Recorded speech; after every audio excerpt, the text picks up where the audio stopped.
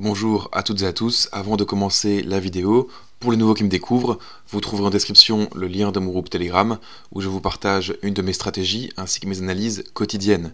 C'est 100% gratuit, il n'y a pas d'affiliation ni d'abonnement, c'est du pur partage. De plus, je vous invite à vous abonner à la chaîne et d'activer les notifications afin de ne pas manquer mes prochaines vidéos. Merci à vous et bon visionnage.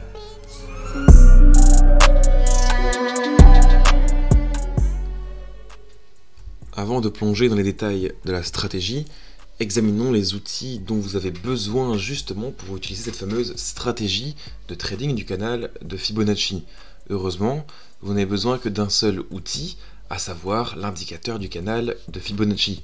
Cet indicateur peut vous sembler différent selon la plateforme que vous utilisez, que ce soit TradingView, MT4, TradeStation, NinjaTrader ou autre, peu importe. Donc il faut savoir que cet indicateur il est livré à chaque fois avec des paramètres standards sur votre plateforme et vous seul pouvez augmenter ou diminuer les différents niveaux de Fibonacci. Donc cela vous permettra de tracer des lignes parallèles parfaitement droites sur les points de support et de résistance sur la tendance baissière ou haussière. Donc passons maintenant aux étapes de la stratégie de trading. Je pense que ce sera beaucoup plus concret pour vous et beaucoup plus facile à comprendre. Première étape, trouver une forte tendance à la baisse ou à la hausse qui est potentiellement en train de se former. Cette étape, elle est essentielle pour justement réussir cette stratégie. Vous devez trouver un fort mouvement qui peut potentiellement marquer un renversement de tendance. Ça n'arrive pas tout le temps, mais une bonne partie du temps quand même. Donc regardez ici, on est donc arrivé sur un sommet. On a donc un mouvement, un potentiel pullback, mais qui peut aussi potentiellement être une inversion de tendance. Et bien voilà, ce mouvement il est assez violent, il est assez fort, et bien on va justement se servir de base grâce justement à ce mouvement. Donc je vous conseille personnellement de repérer ces mouvements en H4, ça vous permet de filtrer un maximum les faux signaux. Donc on ira ensuite en H1 pour définir nos points d'entrée. Nous avons ici une belle tendance haussière avant que le prix s'inverse de façon assez violente et se dirige du coup vers le bas. À ce stade, vous devez continuer à attendre si le prix rebondira sur un certain niveau et repartira potentiellement à la hausse. Alors pour la deuxième étape, attendez que le prix se consolide après le mouvement baissier. Donc voici à quoi ça ressemble. Donc pour résumer, dans le cas d'une position vendeuse, nous devons d'abord chercher donc ce fameux fort mouvement baissier qu'on va tracer ici, hop, voilà, comme ceci. Et ensuite, nous devons attendre une légère consolidation et que le prix reparte à la hausse. Donc la consolidation elle est donc visible ici. Bon là, elle est plus ou moins visible, je veux dire, en H4. Parfois, elle n'est pas directement visible en H4, mais si vous descendez du coup sur d'autres time frames, vous verrez qu'elle est bien visible justement à ce niveau-là. Et ensuite, on va donc attendre que le prix reparte à la hausse, comme ici, dans cette direction. Ensuite, pour la troisième étape, vous allez attendre que l'action du coup sur les prix se consolide à nouveau après justement cette hausse. Là, c'est un petit peu le caractère un peu plus subjectif, parce que voilà, vous pouvez vous dire à quel moment la hausse ici se termine. Pour ce faire, vous pouvez éventuellement utiliser des niveaux clés, d'accord, tracer vos supports résistance. Bon, dans ce cas-ci, on peut se servir de ce niveau là, je l'ai ici, parfait, qui est assez intéressant, voilà, et éventuellement ici. Moi je préfère du coup ce niveau-ci. On voit donc que le prix atteigne ce niveau, c'est le cas, mais on peut voir du coup que le prix a même travaillé et rejeté ce niveau. Et vous avez donc en fait cette première forme un petit peu en V, où justement le prix n'a pas réussi à aller créer un nouveau plus haut. Donc on peut soit être dans le cas d'un potentiel complexe pullback, ou bien une possible inversion de tendance. Pour la quatrième étape, vous allez du coup simplement appliquer l'indicateur de canal de Fibonacci. Donc je vais vous expliquer où placer cela. Donc il faut savoir que vous avez donc déjà effectué en fait la plupart du travail en suivant du coup les étapes de 1 à 3. Et donc cette étape ici maintenant devrait donc être très simple. Donc sur TradingView, le canal se situe dans cet onglet-ci. Hop, il est juste là, canal de Fibonacci. Donc pour tracer justement le canal, vous allez placer justement le premier point sur la base du premier mouvement, ici, d'accord, à la base justement, pardon, et le second sur le potentiel second lower high, et ensuite du coup ajuster, donc on va le faire ici, et ensuite du coup ajuster en fonction du plus bas afin d'avoir un beau canal. Donc on va prendre le plus bas ici, et on peut du coup l'allonger comme ceci, de façon à avoir notre beau canal qui est parfaitement tracé. Très bien. Pour la cinquième étape, vous allez attendre que le prix chute, d'accord, et qu'il réalise un pullback. Maintenant, il faut que ce pullback touche, ici, la ligne externe du canal, d'accord. Donc cette ligne-ci, d'accord, qui représente les 0%. Ok. Une fois que vous avez ça, vous avez donc les 5 principales étapes nécessaires pour avoir une potentielle ici entrée à la vente basée sur cette stratégie. Donc suivez simplement chaque étape et vous avez potentiellement votre première entrée. Donc je vais récapituler un petit peu pour vous. Première étape, vous trouvez du coup une tendance à la baisse dans ce cas-ci qui se forme, d'accord, un gros mouvement baissier, une consolidation, d'accord, un pullback à la hausse qui va retrouver un niveau clé qui ne va pas créer un nouveau plus haut, d'accord. Ensuite, une fois que c'est fait, vous allez du coup attendre éventuellement que le prix ici se consolide ou qu'il rejette un certain niveau, c'est assez important, d'accord, et que vous ayez en fait par la suite un premier pullback, enfin un premier du coup une première chute, et après du coup le fameux pullback qui revient taper justement la ligne externe supérieure du coup du canal de Fibonacci. Donc on va voir maintenant comment ça se passe pour rentrer en position et où est-ce qu'on va passer du coup notre stop loss et notre take profit. Vous allez voir, c'est extrêmement simple. Alors concernant maintenant du coup les entrées possibles. Donc en fait il y a 2 entrées possibles. Pour la première entrée, c'est très simple. Ce sera lorsque le prix aura touché la ligne supérieure du canal et qu'il l'aura rejeté.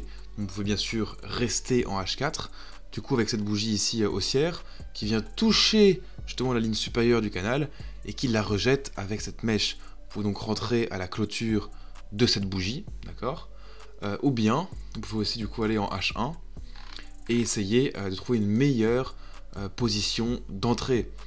Ça peut être... bon, après, ce sera quasi au même niveau, hein. Mais parfois, il peut arriver que voilà, on ait plusieurs bougies en H1 qui peuvent être très intéressantes avant justement de devoir absolument attendre la clôture de la bougie en H4. Donc c'est un petit peu à vous de décider de voir ce qui vous correspond le mieux et de backtester un maximum. Donc voilà, on va retourner ici en H4. Hop. Voilà. Supposons que vous avez donc votre entrée ici à la vente. On rentre à la clôture cette bougie. Alors concernant, peut-être d'abord follow de position. On fera du coup stop loss et TP juste après. Donc voilà, vous êtes entré en position ici. Supposons que vous voulez booster justement vos trades gagnants avec cette stratégie. Donc lorsque l'action des prix, pardon, oh, j'ai du mal à parler en ce moment, quel enfer. Quand l'action des prix aura atteint la barre des 50%, d'accord, donc le niveau vous pas très bien, mais il est ici, d'accord, 50%, cette ligne verte là. Quand le prix aura justement atteint ce niveau, vous pouvez potentiellement effectuer une seconde entrée. Donc on va le faire ici ensemble. On rentre quand le prix a atteint ce niveau, seconde position vendeuse. Et donc à ce stade, vous avez 2 trades en cours. Et si on attend un petit peu, ces 2 trades sont ici du coup en profit.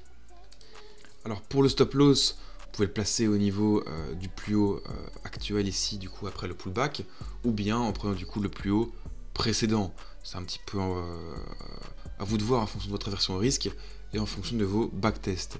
Donc supposons qu'on le mette ici, hop, et le second, j'ai mon TradingView qui lag et je ne sais pas pour quelle raison.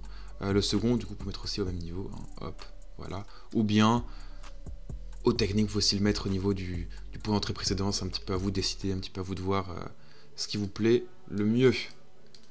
Donc pour le take profit, c'est très simple. Donc lorsque le prix aura atteint la ligne de canal Fibonacci à 100%, donc ici, cette ligne-là, que vous avez donc du coup tracé au préalable, vous fermerez les 2 transactions immédiatement, sans exception. C'est un niveau d'assistance, d'accord? Lorsque le prix atteint ce niveau, beaucoup de choses peuvent arriver, et principalement mauvaises dans notre cas.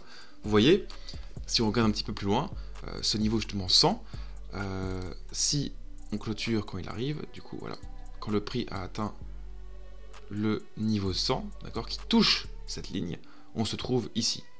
Donc vous avez deux magnifiques trades avec un ratio de 1.5,42 et l'autre avec un ratio de 1.1,12, d'accord. Et justement, pourquoi fermer sur ce niveau? En fait, vous voyez que voilà, quand le prix a atteint ce niveau, regardez cette énorme bougie haussière. Vous voyez, donc il y a beaucoup d'acheteurs qui connaissent ce niveau. Donc, ils ont peut-être des ordres d'entrée, d'achat placés à la ligne 100% du coup du canal de Fibonacci. Et une fois que l'action des prix atteindra ce niveau, toutes ces entrées d'achat seront déclenchées. Et voilà, il y a aussi en fait de nombreux vendeurs qui vont sortir aussi, parce qu'ils connaissent aussi ce niveau.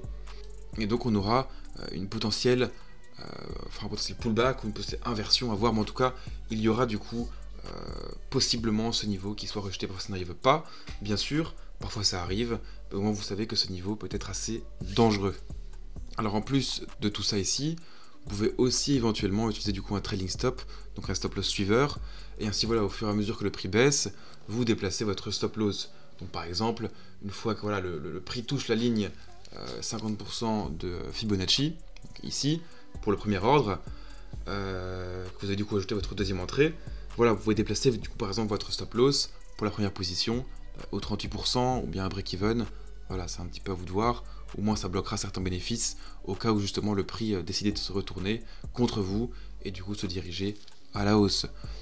Et après voilà, par la suite, imaginons le prix atteint justement ce niveau du coup des 78%, vous pouvez du coup déplacer les deux stop loss vers la ligne par exemple des 50%. Voilà, ça verrouillera au moins un petit peu de profit pour la première transaction et vous atteindrez du coup le break-even pour votre deuxième position. Dans tous les cas, vous serez toujours gagnant. Après voilà, vous voyez qu'ici le prix s'est inversé, il aurait touché du coup votre break-even et votre trading stop, mais après voilà, il a quand même chuté, il aurait pu atteindre votre TP final.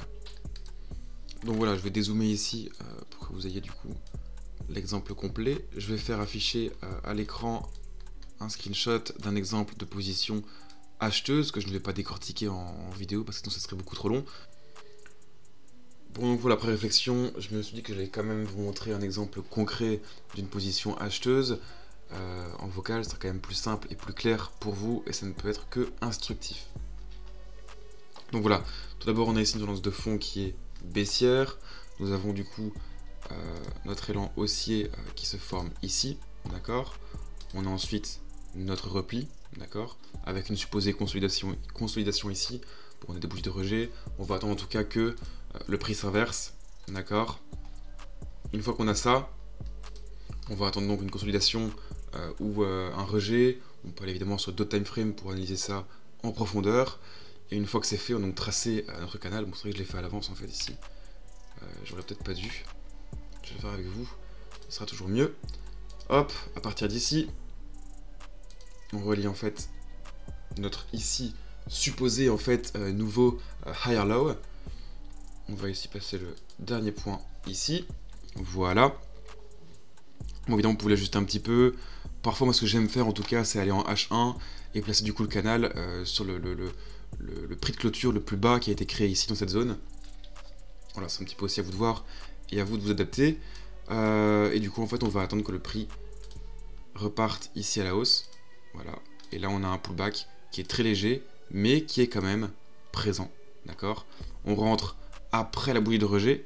Évidemment, ici, c'est un petit peu haut. C'est pour ça que je vous ai invité avant d'aller du coup en H1, voire M30. C'est vraiment à vous de décider. Je vous rappelle que c'est une base de stratégie.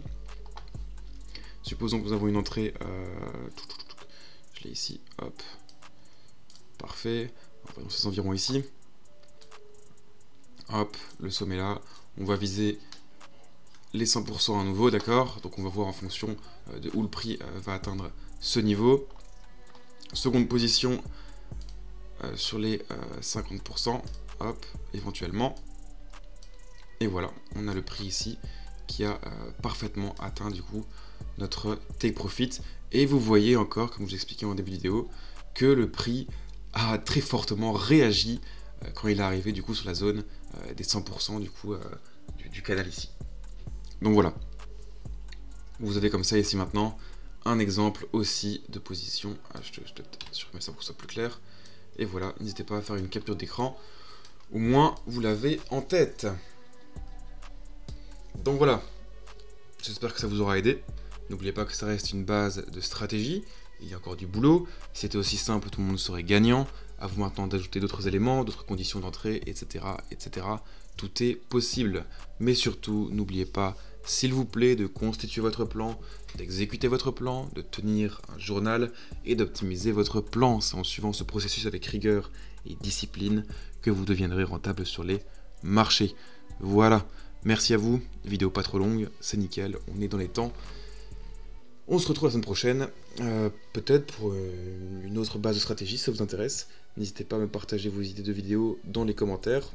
C'est à ça que ça sert. À me soumettre vos idées. Et aussi à vous partager votre avis sur la vidéo. N'hésitez pas aussi à liker si vous avez apprécié. Et voilà, à vous abonner aussi si ce n'est pas encore fait, bien évidemment. Donc voilà, bonne semaine. Et à la semaine prochaine. Ciao, ciao.